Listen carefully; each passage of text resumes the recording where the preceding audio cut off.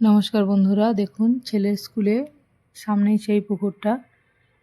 ছেলেকে টিফিন খাওয়ানোর পরে দেখুন টিফিনের মধ্যে যতগুলো মুড়ি ছিল টিফিন কৌটার মধ্যে সব পুকুরের মধ্যে ফেলানোর সঙ্গে সঙ্গেই ঝাঁকে ঝাঁকে সব মাছগুলো দেখুন চলে এসেছে। কারণ সমস্ত ছেলেরা এখানে টিফিন মায়েরা খাওয়ানোর পরে মুড়ি বিস্কুট যেটুকু বেশি এই ঘাটের কাছে ফেলানো মাত্রই খেলে, সেই কারণে ওরা ঘাটের কাছেই মাছের ঝাঁকটা বেশি থাকে।